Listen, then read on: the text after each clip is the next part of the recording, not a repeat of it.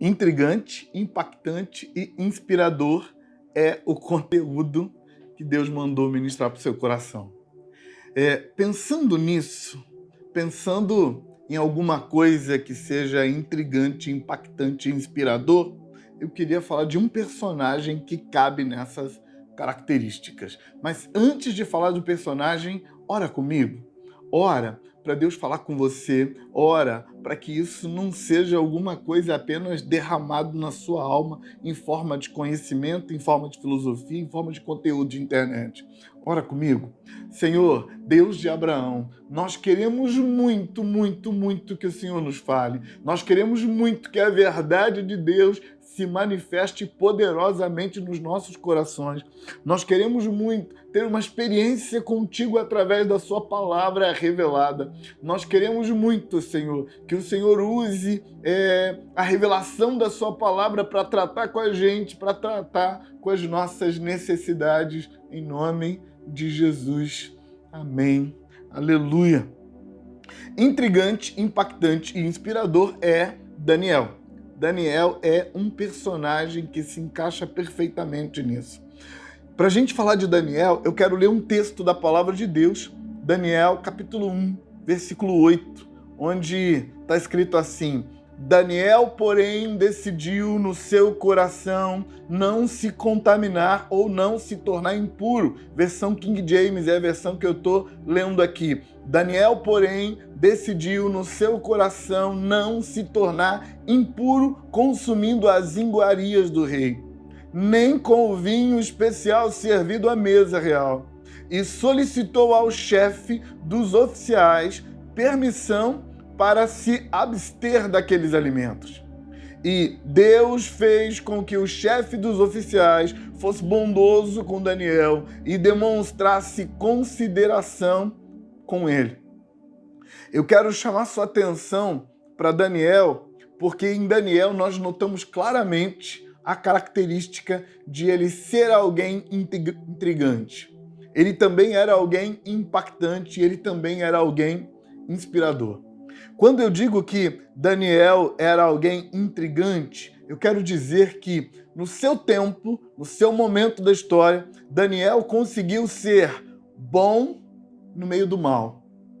Aliás, quando uma pessoa consegue ser bom no meio do que é bom, todo mundo acha isso muito legal. Aliás, já é difícil ser bom no meio do que é bom.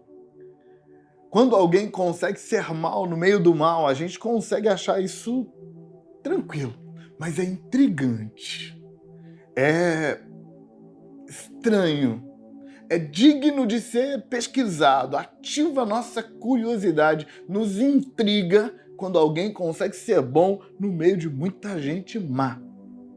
Mas também é intrigante quando a gente percebe alguém que consegue ser mal ou má no meio de gente boa.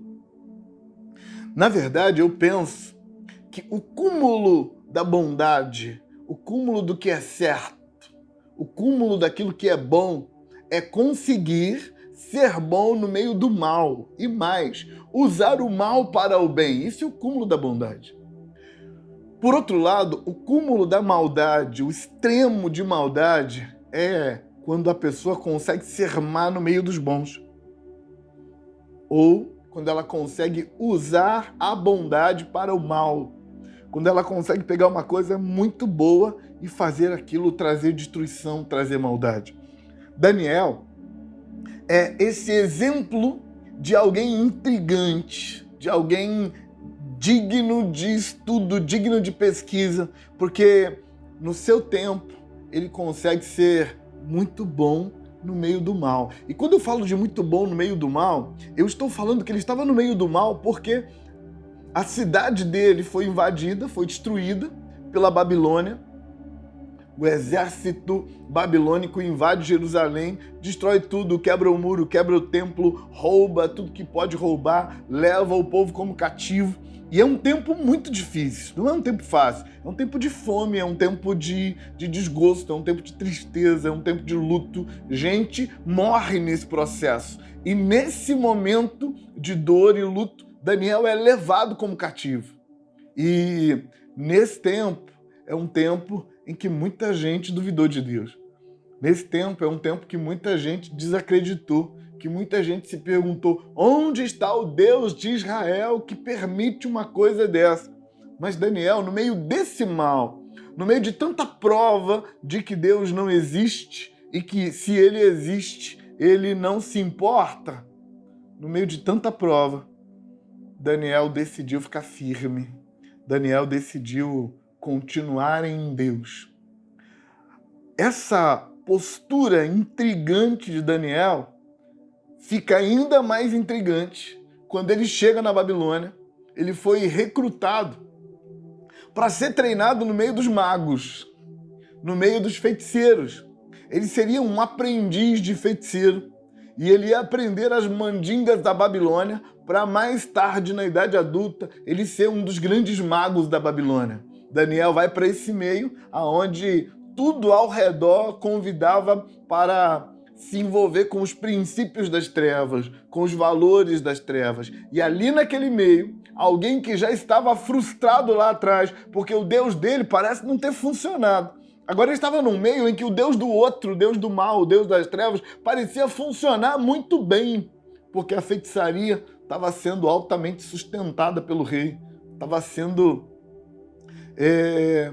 bancada, patrocinada pelo Palácio Real, sem absolutamente que nada faltasse para aquele povo. Eles viviam na luxúria, viviam no conforto, viviam na funcionalidade e eles eram das trevas. Daniel vem de um meio onde o povo de Deus, o povo da luz, estava dando tudo errado para eles. E sim, claro, eles abriram brecha, eles pecaram. Mas isso não vem ao caso. O que intriga é que Daniel tinha tudo para dizer assim: dane-se, Deus não me socorreu na hora que eu precisei. Eu estou aqui no meio das trevas, onde as trevas têm tudo que precisa. Eu não vou ficar do lado da luz, vou ficar do lado das trevas. É intrigante que ele consegue ser bom no meio do mal, que ele consegue escolher Deus quando ninguém escolhe. Mas além de Daniel ser intrigante, ele é impactante. Ele impactou todo o conjunto de conhecimento pós-babilônico. Se você olhar para as escrituras sagradas com a mente aberta para estudar de verdade, não com a mente religiosa, não com as divisões teológicas do nosso tempo, você lê a Bíblia como Bíblia mesmo, como um contexto de revelação de Deus. Você vai notar claramente que a revelação bíblica ela é antes e depois da Babilônia. Você nota que até os inscritos pós-babilônicos, o povo de Deus tinha uma noção muito curta de Satanás, demônios e coisas do tipo. Para eles, o mundo espiritual era apenas Yahvé e os anjos de Yahvé. E quando as trevas se manifestavam antes da Babilônia, a ideia era que Deus ficou irado e deu uma castigada no povo. Mas após babilônica, começou a haver uma onda de novas revelações. E essas novas revelações desembocam no Novo Testamento. Por exemplo, o Novo Testamento já começa com Jesus expulsando demônios, os discípulos expulsando demônios. Paulo classifica os demônios em principados, potestades, governadores desse mundo das trevas, exércitos espirituais da maldade com seus capitães e líderes, estabelecendo que o mundo espiritual é uma horda muito bem organizada. O que eu quero te dizer é que quem dá o pontapé nessa revelação para Israel é Daniel. E como é que ele faz isso? Daniel se infiltrou no meio da feitiçaria das trevas. O que Israel tinha uma dificuldade enorme de aceitar é que havia um outro lado nessa espiritualidade. Que a espiritualidade não é apenas a luz de Yahvé se manifestando para abençoar seu povo.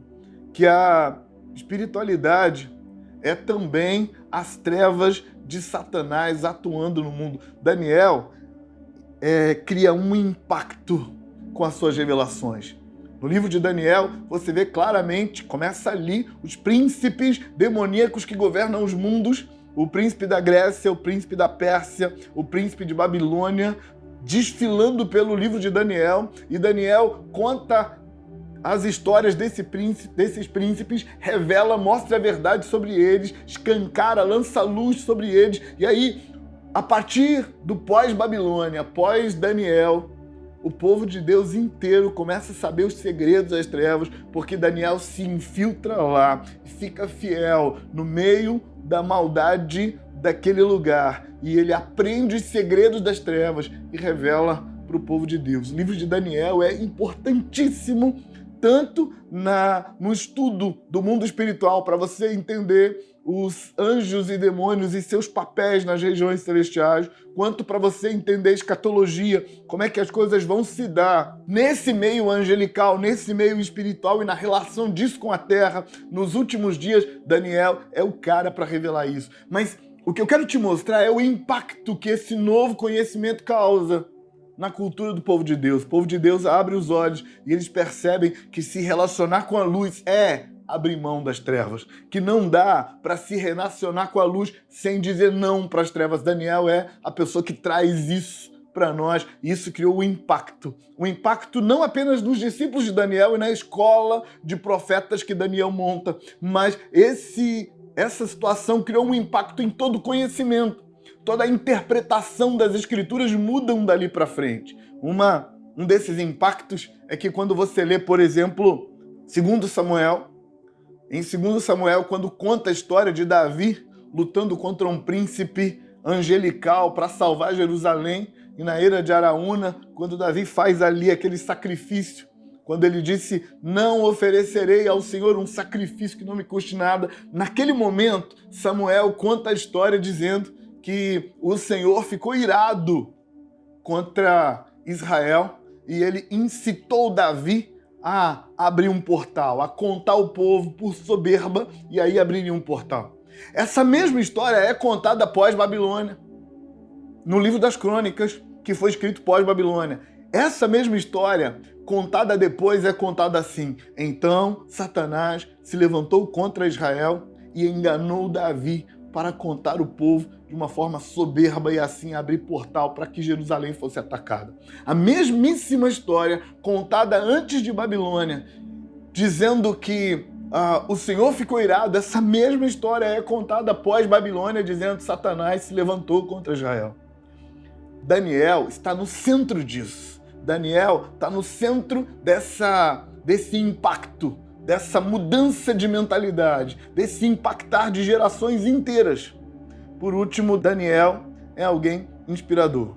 Inspirador porque ele inspirou gente como eu e você a olhar para a eternidade e olhar para a eternidade com uma mentalidade aberta, com o coração em paz. Daniel olhou para a eternidade e mostrou para a gente o olhar dele. Ele olhou para o fim dos tempos e viu Deus no controle o tempo todo. Ele inspira a gente porque quando a gente está cansado, está com vontade de desistir, está com vontade de chutar o balde, a gente olha para Daniel e vê a vida dele nos inspira. Mas o apontar dele para o futuro também nos inspira, faz a gente querer ficar firme. Sabe aquela fala de Jesus? Quem perseverar até o fim será salvo. Isso inspira. A gente vê isso em Daniel, alguém que persevera até o fim. Eu quero tirar de Daniel esse personagem que é intrigante, que é impactante, que é inspirador. Eu quero tirar dele 3 lições. A primeira lição é a lição da aceitação. Daniel só consegue ser quem ele é porque Daniel aceitou a vida como ela é, como ela se apresenta a ele. Daniel não ficou se fazendo de vítima quando as coisas deram errado. Ele aceitou o que ele tinha que viver, aceitou que as coisas não estavam fáceis, aceitou que tinha luto para viver, levantou a cabeça e seguiu em frente. Essa é a primeira lição de Daniel. Aceite a vida como ela se apresenta a você. Lida com ela. Segunda lição que a gente aprende com Daniel. Escolha o caminho antes que um caminho qualquer escolha você. Daniel, ele não ficou ali empurrando a vida com a barriga até que um caminho escolhesse ele. Ele escolheu um caminho. Eu vou ser fiel a Deus. Se isso custar caro, eu vou ser fiel a Deus. Se ficar mais barato, eu vou ser fiel a Deus. Eu já escolhi meu caminho. Terceira lição que a gente aprende com Daniel, esse personagem que é intrigante, impactante, inspirador. A terceira lição que a gente aprende com ele é: seja fiel às suas crenças e valores, pois isso define você. Seja fiel às suas crenças e valores, pois isso define você. Repetindo as lições que a gente aprende com Daniel, guarda isso que isso é importante. Aceite a vida como ela se apresenta a você. Lute, cresça, avance, mas antes de qualquer coisa, aceite a vida. Segundo, escolha um caminho. Escolha o caminho, antes que um caminho qualquer escolha você.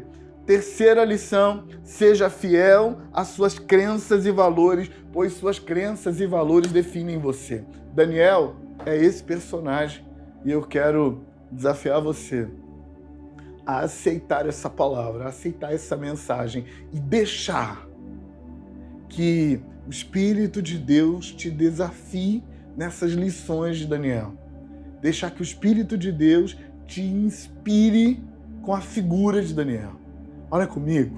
Senhor, eu clamo por essa pessoa, por esse jovem, por essa moça, por esse homem, por essa mulher. Eu clamo por essa vida, querendo deixar o Senhor tratar com ele, com ela. Eu clamo ao Senhor em nome de Jesus para que essa pessoa seja empurrada para o centro da vontade de Deus. Que o Senhor cumpra seu propósito na vida dela e que o Senhor use Daniel para acordar e inspirar teu filho, tua filha, em nome de Jesus. Amém. Deus abençoe você. Beijo grande.